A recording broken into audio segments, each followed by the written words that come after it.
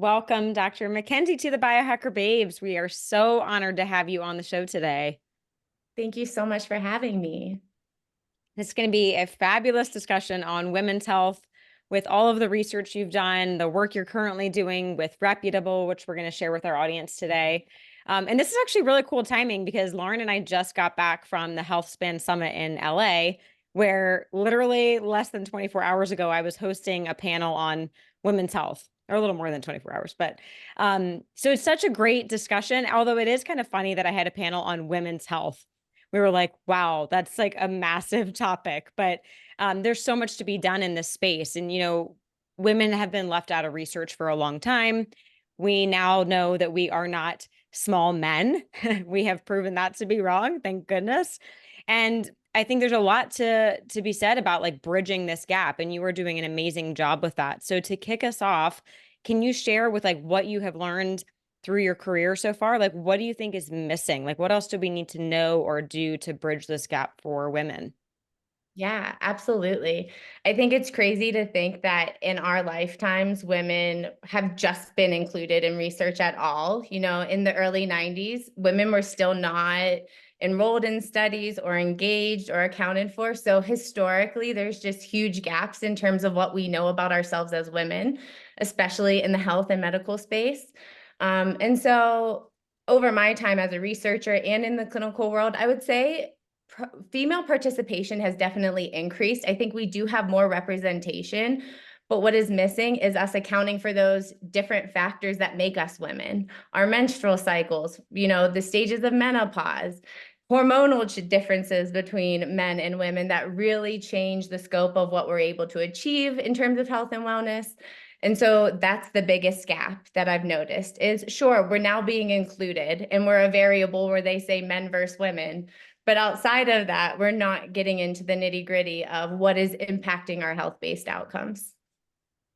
So what do you Interesting. Okay. see those like big kind of pillar or bucket items being that we're missing? Because there's so many processes in the body, so many complex variables all trying to work together. Like we're playing chemists here trying to meddle and fix all the little things. But if we're going to go like broad scope, like what are these really big bucket items that are affecting a female's physiology?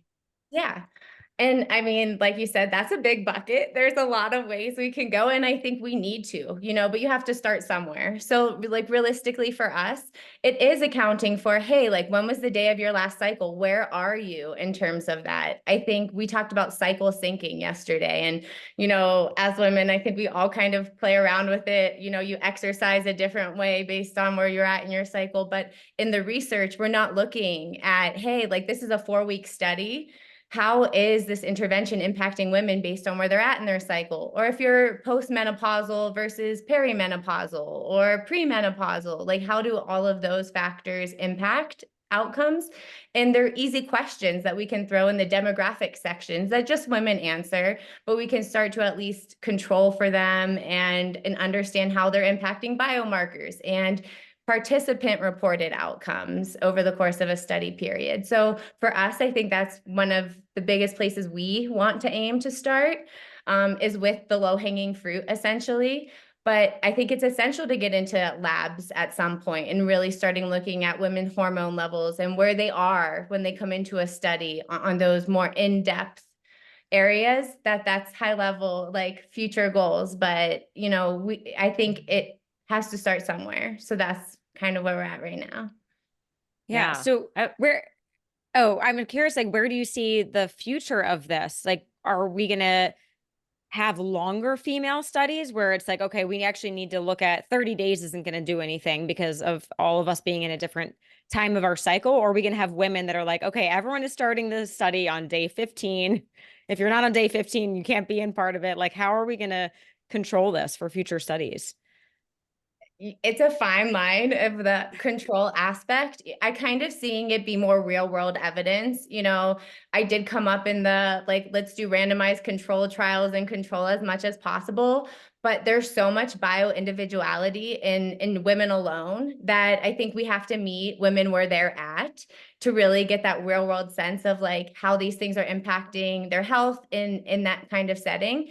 So I do see it being longitudinal. And I also can see, you know, helping women kind of build their own exposome, understanding how these factors impact them, but then having a platform where we can really start to generalize these outcomes, build a large repository over time where we're looking at, you know, we know everyone's different, but we're seeing in 80% of women that when they reduce exercise, when their menstrual cycle hits, they're sleeping better than they are when they're still doing HIIT and, you know, the same overexertion exercises they do throughout the rest of the month. Those kinds of factors, really trying to put scientific validation behind what we're promoting or recommending and helping to guide behavioral decisions in that way. Yeah. So the more Interesting. data, the better, right? We really need to just keep collecting. I know for myself, even just looking at my Oura ring, you know, my day-to-day data is helpful. I'm not going to say that it's not, but where I really get the most out of it is looking at a yearly picture and like across many years is where I have learned the most about myself. So I understand that it probably requires a lot of patience as we continue to collect and get it, but at the same time, get more specific on the variables. I'm just curious because you've been involved in so much research and trials. How do you control compliancy, or is it simply observational with most of the work that you've done? A lot of observational. So compliancy, like getting people to engage in like completing labs and connect their wearables. Is that okay? Yes. Yeah, That's or just whatever prevalent. the research is. If we're studying one variable, how do you get people to commit to doing that thing and kind of following through? Yeah. That's a hard one, right? Very hard. It's one of the most difficult things that I think I've run into over the course of my time in research is you cannot predict human behavior. So or control for it too much Yeah. because they're going to do what they want to do. Yeah. But I think it's about engaging them in a way that excites them and empowers them at the same time. You know, there's kind of this vision of what a participant is in a research trial where, you know, they're exerted to this intervention and it's like kind of like rigid and not participant friendly. And I think with this whole new era of real world evidence, like it kind of shifts that. You can be more participant centered while also running this research. And I think that can help engage and ensure compliance because you're meeting them where they're at. And they're also benefiting from participating in the research too. Labs are a little bit more difficult because they have to usually go get blood draws, although there's some incredible at-home tests now. So you can minimize that a little bit, but they still have to complete them and upload outcomes.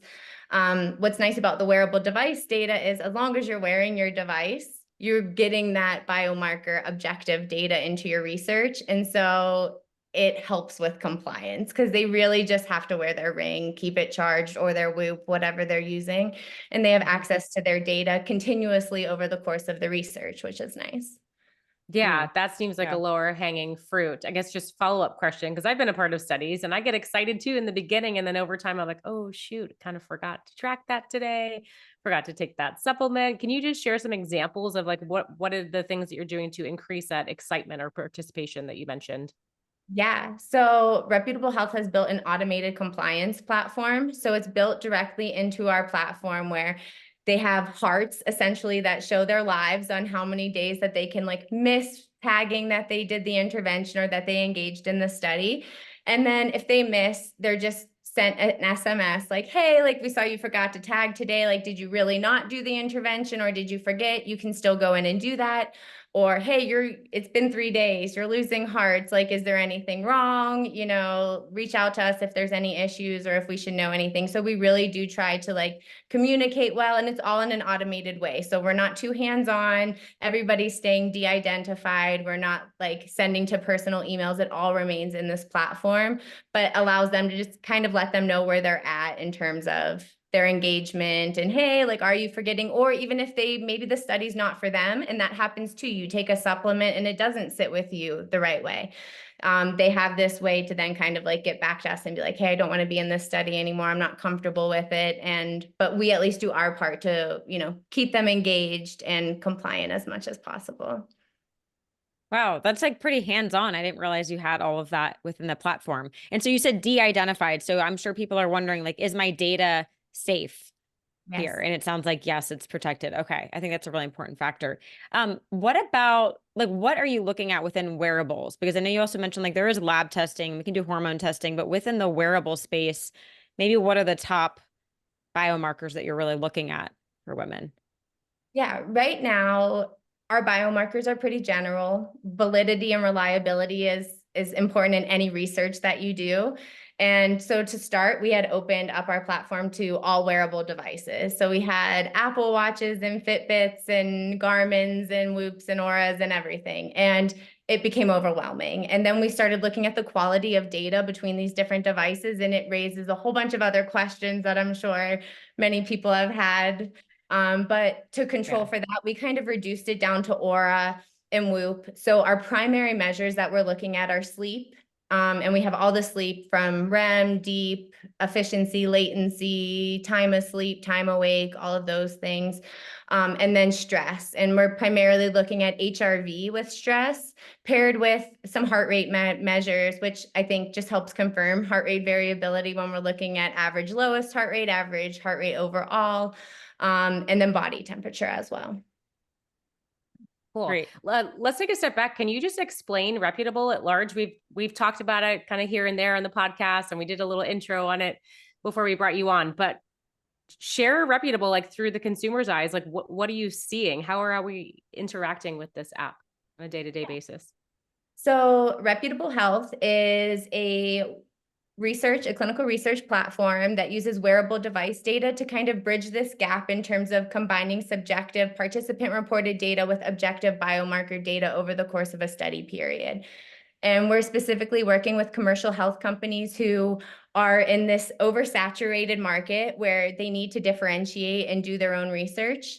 So we partner with them, and then we work with our participants through this platform that we built out. It's A to Z, everything you need. The participants come in, they're immediately de-identified to an alias. So all of your PII, personal identifying information, then is no longer used. And you can start engaging with some open studies, which are more just kind of, you want to look at your health metrics and I'm going to do a 30-minute detox at night, or I'm going to drink enough water every day and I'm going to tag that and I'm going to see how my biomarker metrics change over the course of a week.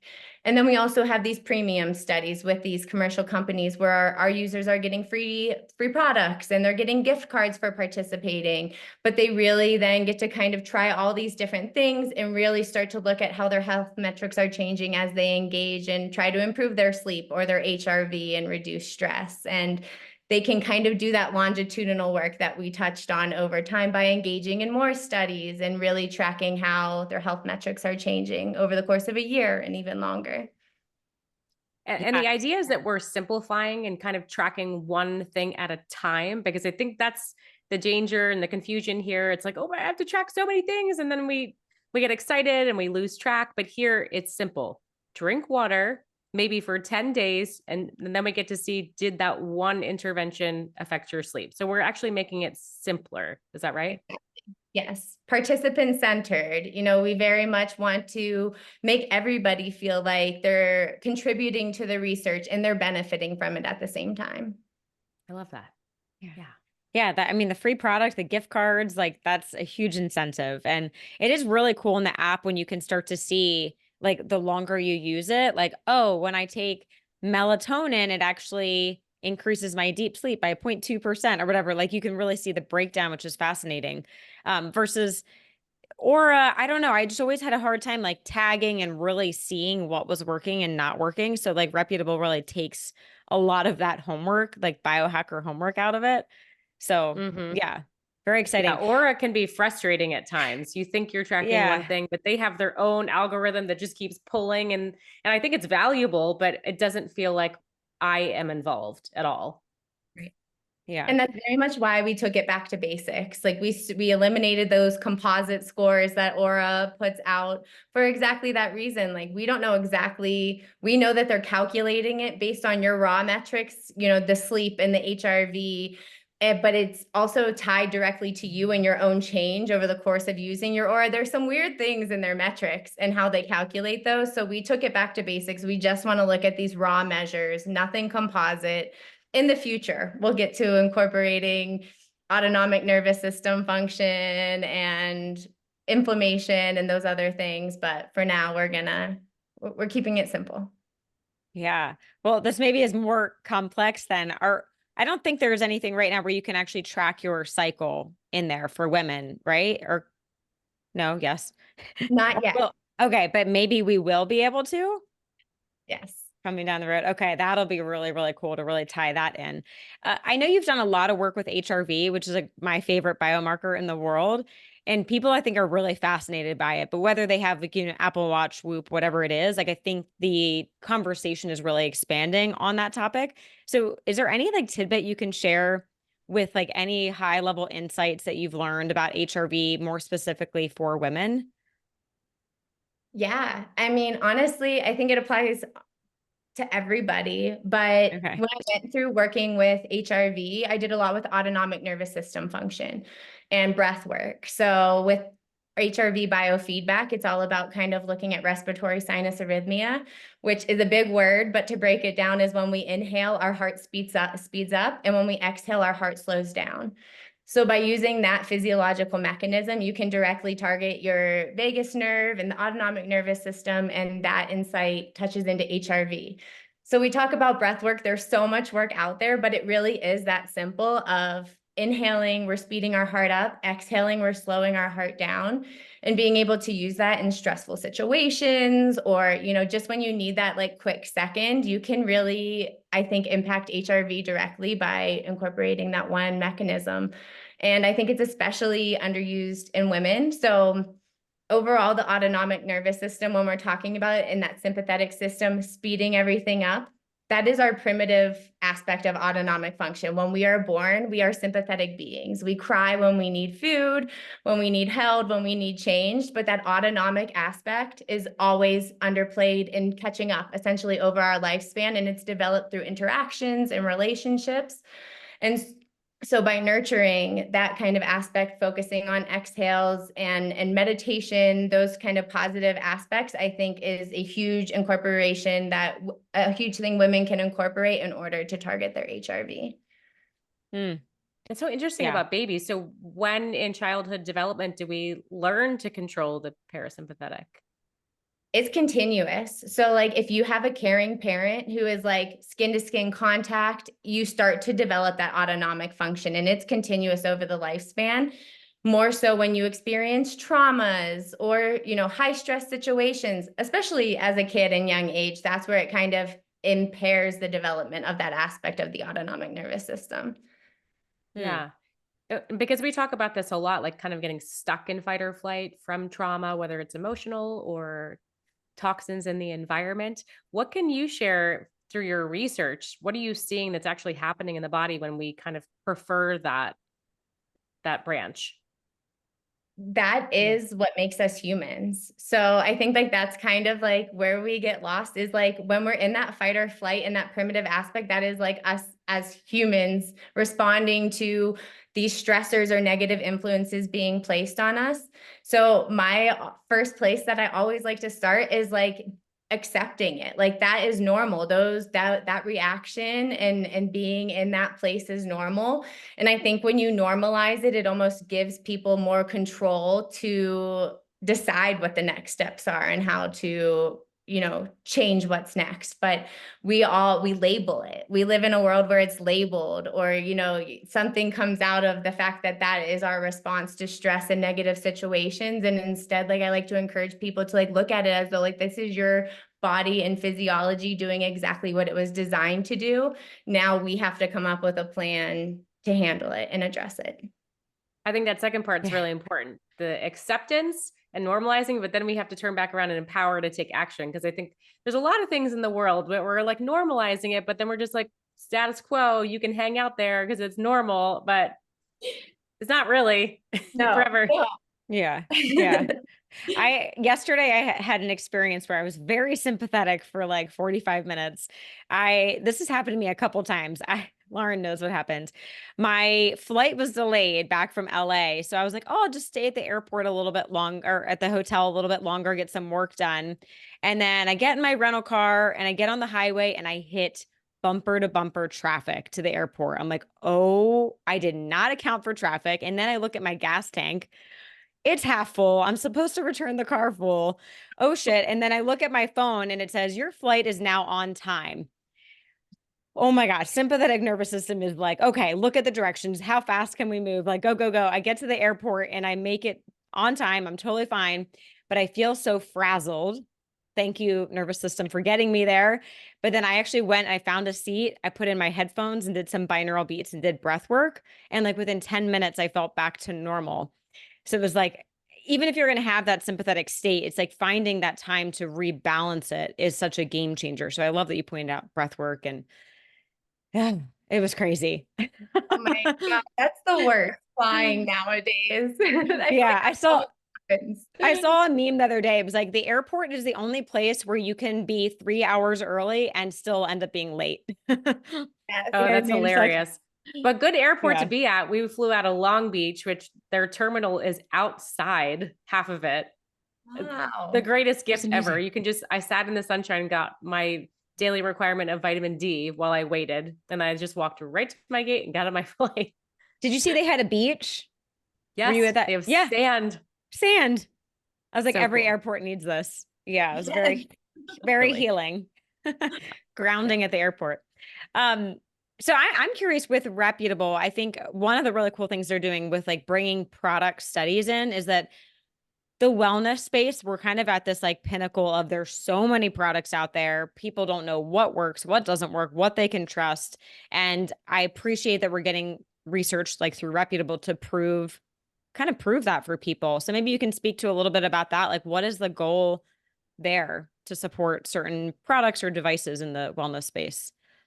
Yeah, it is our mission to bring scientific validation to commercial health research and to do it in a way that changes the game, where we're not still dependent on the same old survey-based data or physician-reported data. We're using these biomarkers and we're looking at them over the entire course of the study period, which I think could be used in many aspects of research and not just commercial health. But we want to offer these companies who maybe thought it was outside of their scope. Research takes resources and money, and a lot of times it's outside of what these small commercial health companies can afford or even like realistically fathom for themselves.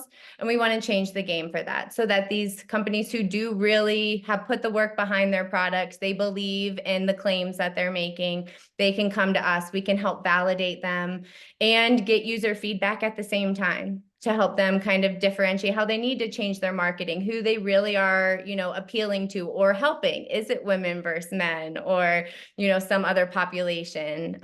So yeah. Yeah, that's awesome. Very exciting. So as a user, if we're involved in tracking these metrics, and it sounds, I love the alias, like we just become kind of this biological body without a name or location.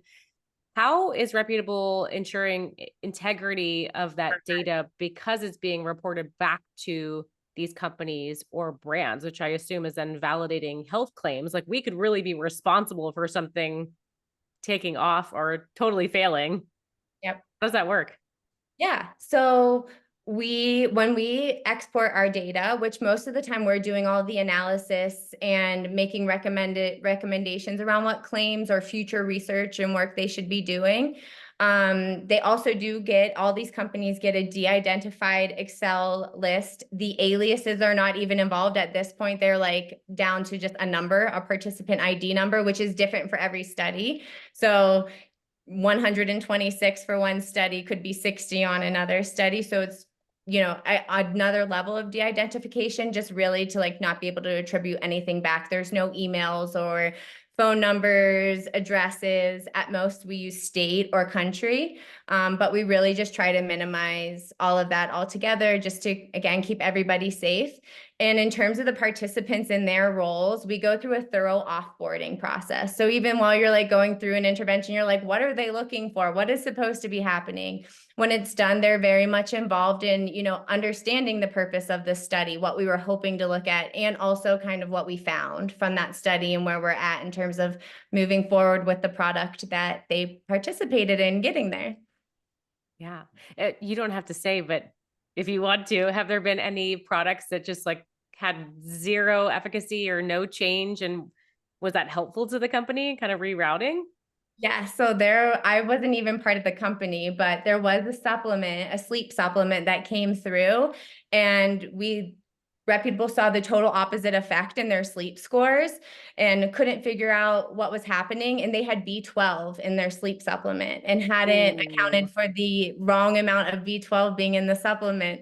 So they revamped the supplement and had the appropriate doses, and it totally changed the game. But it's the kind of things that can come up by doing this type of research.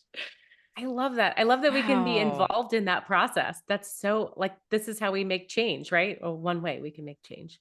Absolutely. Oh, So that's awesome. so cool. Yeah. That reminds me, actually, Lauren and I we tried it was kind of a sleep supplement, but it was also supposed to increase HRV.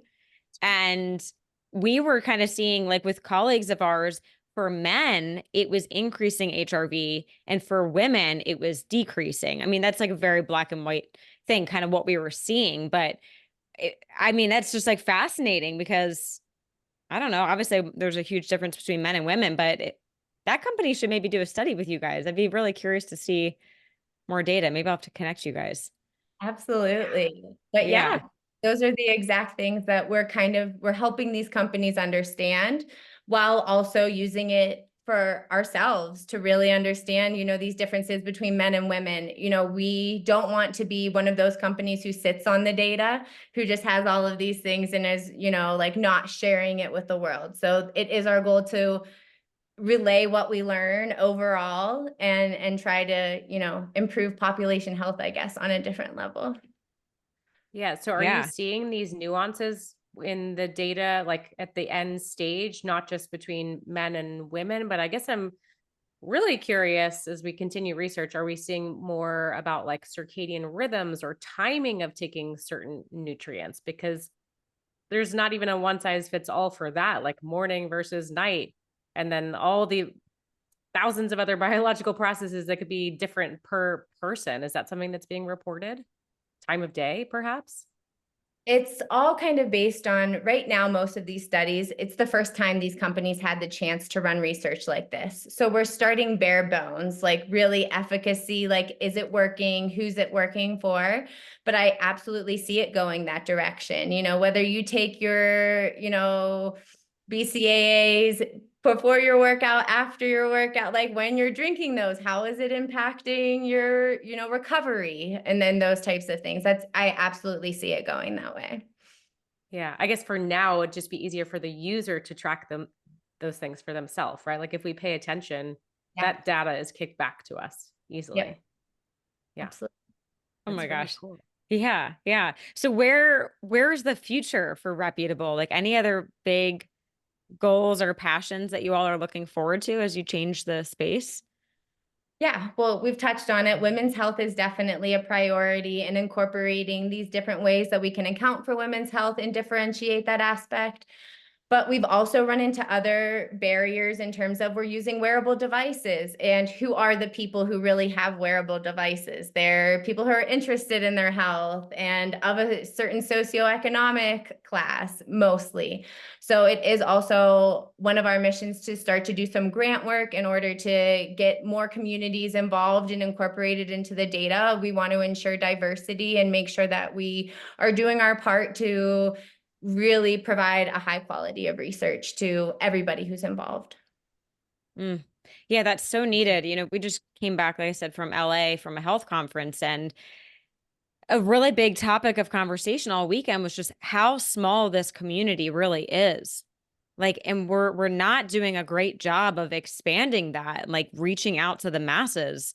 It's like we're all kind of just staying in our bubble, you know, interviewing each other, talking to each other, sharing stuff, but it's like we need to get it out like more. I mean, we're in this health crisis in this country and not enough people are in it. Although I have heard that like the wearable device realm has grown. Like a very pretty high percentage of the population has maybe like at least an Apple Watch.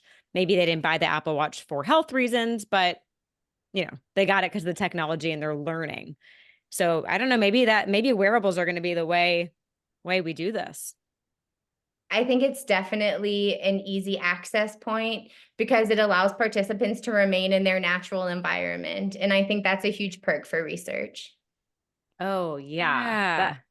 Oh, I mean, just thinking what study would pull me out of my environment, like a sleep study, going to a center. I'm like, nope, not going to get good sleep. That's not going to be accurate. Like going anywhere to a No. clinical research facility, my body's going to express itself a little bit differently. So yes, I love that this is just at home, like totally normal. Yes. Yeah.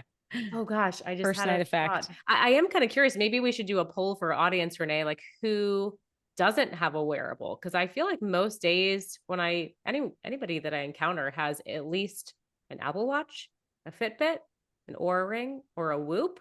May just be the people that I'm circling around most likely, but I do think the wearables have reached more of the masses. So I think that's just a cool, empowered way to get started. Yeah. But the data can be overwhelming. You know, people start tracking and they're like, what do I do with that? I've heard countless people start wearing Oura rings and they're like, I don't know, I stopped wearing it because it was telling me the same thing and I didn't know what to do. Like totally valid.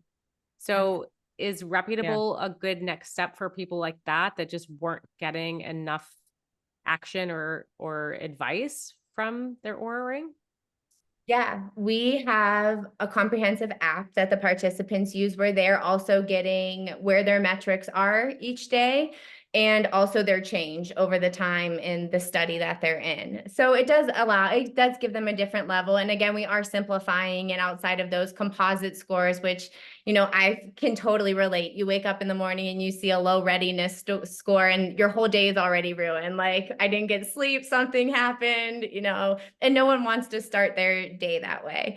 So I think more context in a more user-friendly way can definitely help individuals like that.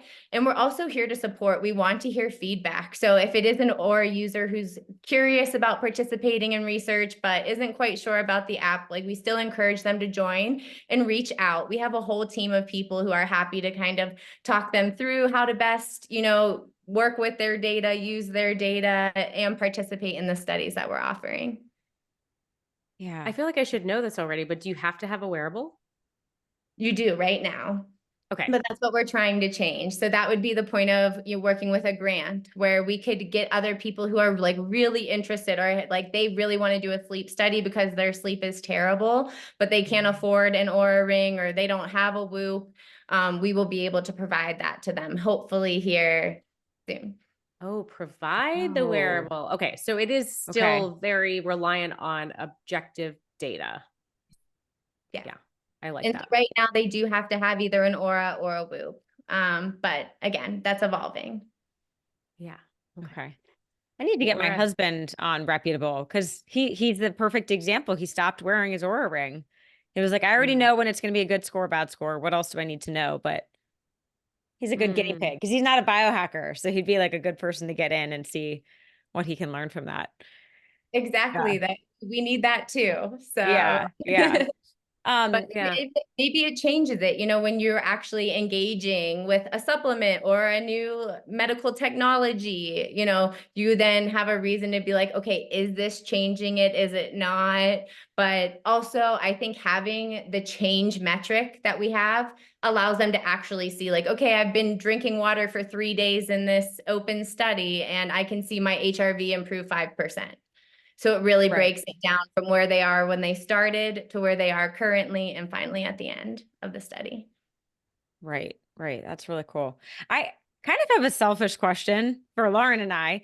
I'm curious, have you seen anything with respiratory rates, differences between men and women on these apps? Have you looked at that at all? Not in these apps, but I Yeah. did study Or, that back when I did the HRV biofeedback. And ah, because we would do resonant frequency testing. So like we would kind of set everybody's breath count based on what their resonant frequency was to achieve the best HRV output. And I used technology called Thought Technology to get that data. And it was crazy the differences, how much lower women were. And I think it was because of like blood volume. They're pushing less blood volume through their body as they're breathing. And that's what changes based on men to women. so Oh, the they're, respiratory rate was lower or the resonant breathing rate was lower? They're resonant breathing, but it was all related. So I think that the reason for their respiratory rate being lower was the fact that they have less blood volume to pump through their body as they're breathing. So oh, just as an example, for anyone listening who doesn't know, resonant breathing rate would be something like, if you get the biofeedback, it'll tell you like 5.5 breaths per minute, correct? And if you breathe at that optimal breathing rate for you, we would get a more optimal respiratory rate. Is that what you're saying? It strengthens the whole system overall. So when you're breathing at that rate, it's still like imposing stress on the system. We're never going to actually breathe at that rate naturally. So it's almost like an exercise mechanism, breathing at your resonant frequency. It brings that sympathetic, parasympathetic imbalance and just strengthens it overall to impact respiratory rate. That was just how I first noticed the difference between men and women and their numbers and how women were so much lower than men. okay. Okay. I didn't realize Yeah. that. So the goal is not to breathe at that rate all the time. Of course, you're not going to if you're exercising or in sympathetic, but I thought we were training so that our body kind of got the hang of breathing there. It's just used as an acute, like hormetic stressor. Yes. And I think it does impact respiratory rate overall. You should see shifts in that number by utilizing this as an exercise, but you're never going to just naturally breathe at your resonant rate, at least, especially because of the reasons you said, like you're constantly being affected by all the stressors in daily life. So it's just not realistic to maintain that throughout the day, but can Yeah. be used Yeah. to And implement. Got it. I've Yeah. heard that the resonance breathing, I don't know if this is true, that you're like connecting your heart and brain. I've heard that too. And I Yeah. would say that's absolutely right. I That's pretty studied cool. polyvagal theory, and that kind of connects those two systems and all the systems of the body. So I think when you look at it all as a system, that's absolutely accurate. Okay. Yeah. So how long should we be training that like on a daily basis? Have you seen anything with time? When someone's starting off, I usually recommend like 10 minutes a day. Okay. Just to kind of get used to it. And then once you really have it down, it's a practice I think sticks with you if you use it regularly as you need it, or, you know, in your other practices, if you meditate, being able to just kind of change your breath and incorporate that here and there. But to begin with, 10 minutes a day, I think is a good place to start in the morning or at night is a great option. Okay. And And- for anyone that is totally new to this idea, how do you determine your resonant breathing rate? We did it with Hanu Health. Can you do it with Heart Or math? Oh yeah. what are some other softwares, or I don't know if that's the right word, devices, technology? How can we get this rate for us? Math is a great user-friendly option at home, which is what I usually would recommend for people who like want a device at home. Some of the other ones incorporate neuro and skin temperature feedback, so they're a little bit more complicated, but I think heart math is a great option. I also think you don't have to get too into the resonant. You know, when you're talking about that inhaling and exhaling, if you just incorporate a shorter inhale to the exhale, so say like a 10-second breath and you inhale for 4 and exhale for 6, I always think that's just a great place to start. We also have a study on our app that is a box breathing study that you can do for 7 days and just use your wearable device data. So there's a bunch of techniques, but if you want to do the scientific side and really get into your own personal resonant frequency, I think that's amazing, but it's not necessary. You can incorporate just regular breathing techniques and achieve similar outcomes. Awesome. Okay. Love that. That's cool. Yeah, I have the heart math and it's just like it clips on your ear. It's this tiny, tiny little device. I actually like it because you can like throw it in your purse. And I used to I would travel with it. So like if I'm at the airport and I'm stressed out, I would just clip it on and do some breathing. Easy I hack need on the that. go. I still have like the USB goes into your computer and you connect to the software. So I still have to be on Oh, the computer for it. oh, okay. That's a little bit harder. Yeah. I So like that the is cool travel about stuff. tech. It gets better and better the Yeah, longer it's been around. Yeah. Yeah, very absolutely. cool. So what are some of the studies, like if we get Reputable app, if we start scrolling through, what are some things that we would see on there? Yeah. So like I said, if you join today, you can get right into one of those open studies, and we have a bunch. They're just 7 days, get you kind of in the hang of it with these like general lifestyle changes. And you can find one that matches you and your goals. And then we also have these premium studies. So we have a large randomized control trial looking at dietary nitrate supplementation in women's sexual function, if anybody's interested in that. We also have a bunch of sleep studies. It is kind of our sweet spot is sleep. So we have some sleep supplement studies that are coming out and launching in October, and much more to come with quantum field research. And so it kind of, the range is out there, and it's just about finding what excites each person and aligns with their goals for their health and wellness. I love that you're bringing in the quantum things because I think there's a lot of debate in the space. Like, we were just at the summit and it's like, oh, you have that? Does it work? You're like, I don't know. I don't feel it. But when you can see it in your data, that's huge because it's like such a subtle shift, I think. So yeah, the data is really where you shine with the quantum Yeah, that's always devices. what I want to know. Because it's so hard to get a shift with us because we try so many things and we hear that a lot in this space. So Yeah. yeah, Like my new bracelet someone gave me yesterday. yeah, We'll see. yeah, I didn't that's sleep with it though. It's a little much to sleep with. I don't know. I don't like having probably would things on my leave wrists. a pretty insane indentation, I would think. It's kind of tight. And just Oh. hard. It's hard. Like So what is it? I used to have a bio strap and I hated sleeping with that. It was like so bulky. Um, this is an EMF harmonizer. Oh, very cool. Yeah. Cool. So do you So ever do again, those and then test the EMF around you to see if there's any differences in what it would normally be and what it is when you wear that? Does it work like that's a that? great question. So Your body. I don't have a testing device anymore. I used to, but Lauren, you have one. But the Hmm. thing is, I think with these, because they say it's not shielding you from the EMFs, it's harmonizing. So Okay. I don't think it would change on one of those on one of those testers. You know what I Mhm. mean? Yeah, it's Hmm. internal. I think you really have to look at probably HRV and maybe deep sleep. Like you'd have to look at those metrics to see if it's impacting you. Because I don't think it's going to change anything in the environment that's measurable. Yeah, Yeah. yeah, So most we'll likely. see. I've had it for 2 days. We'll see. I had it for half a day and I stopped wearing it because something felt weird. I would take a little break. Bio I'll hop back in. individual. Bio Yeah, individual. really. I was Yeah. like, not sure. Yeah. So if someone downloads the Reputable app, they just need an Aura ring or a Whoop, and they can join a study. And there are like rewards and gift cards and free products. Like, what else cool is happening in there? Absolutely. The open studies are just for participation, kind of getting the hang of it. We encourage people to try them just to see if they enjoy participating in studies like that and then going through the process of what it takes, because it isn't for everybody. Hmm. Yeah. And then, we've had products upwards of $400 or $500 that get sent out free of charge to our participants, and they get to keep them and use them. And then yes, there's gift card associated with every premium study that they engage in, just to really thank them for engaging and being part of our community. That's amazing. So cool. You get to be a part So of research and you're rewarded in so many ways. You learn more about yourself and yeah. cool stuff. Yeah, Yeah. Especially for women. We need this so badly. So I'm excited that you're focusing on this work. It's really awesome.